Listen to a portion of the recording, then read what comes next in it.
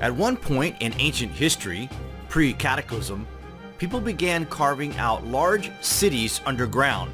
What's that all about? Wait till you hear this. For centuries, people have told tales of caves and tunnels deep inside the earth. Subterranean passageways that led to lands of gods and monsters and treasures from beyond the stars. Should we be looking for proof of their existence, not in the heavens above, but in mysterious worlds deep beneath the surface?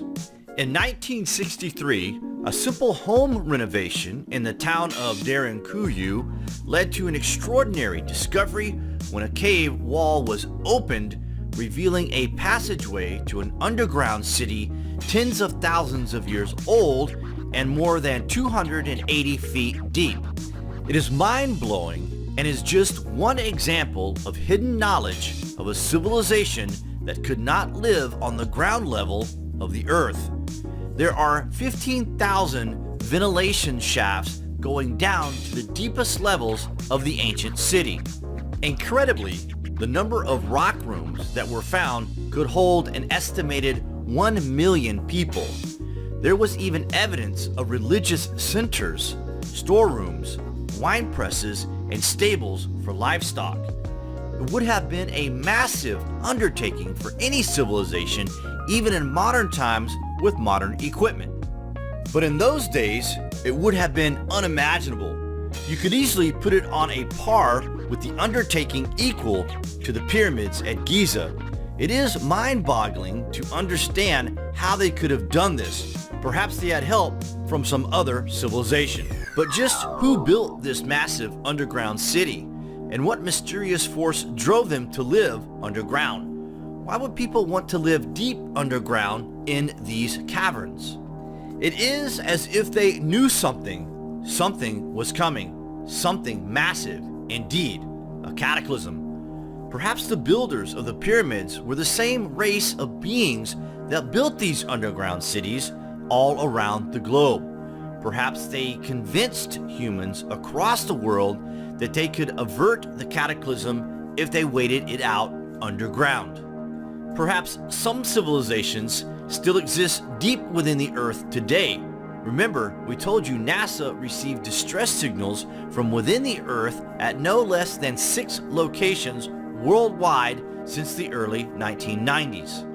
In the 1920s, Captain Byrd made world headlines by flying over the North Pole and becoming the first man to fly solo over the South Pole. Many are to believe that the famous explorer went even further, and that on February 19, 1947, Admiral Byrd piloted a plane through a hole near the North Pole into the interior of the Earth. A flying saucer-type craft took control of his airplane with some kind of tractor beam, and they landed him near an inner Earth city. And the message that they had for us was that they considered themselves the guardians of this planet. We had just blown up a couple of cities in Japan a couple of years before, so this was the message that he was given, a warning.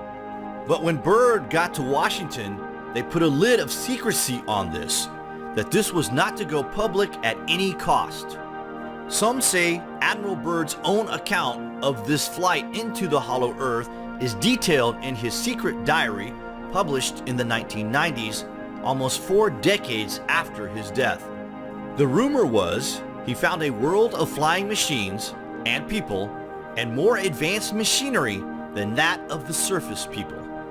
Could there really be vast open spaces within the earth where advanced civilizations live? Could civilizations really have come to Earth centuries ago and hidden the evidence of their journeys deep within caves and tunnels? Perhaps we have only just scratched the surface of our planet's underground mysteries. If so, what clues to our distant past might still be waiting to be found and hiding in the darkness? What do you guys think of this anyway? Comments below. Thanks for watching. Admiral Byrd, you've been to both the North Pole and the South Pole. Is there any unexplored land left on this earth that might appeal to adventurous young Americans? Yes, there is. And not up around the North Pole, because it's getting crowded up there now, because they find out it's really usable. not only to live in, but militarily. But strangely enough, there's left in the world today an area as big as the United States that's never been seen by a human being. And that's beyond the pole on the other side of the South Pole from Middle America.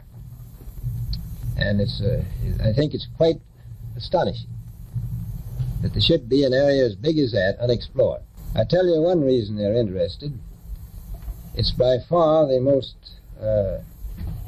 valuable, important place left in the world for science. That's why the scientific groups all over the nation are really interested. But more important than that, it has to do with the future of the nation, those to come after us, or even during your lifetime.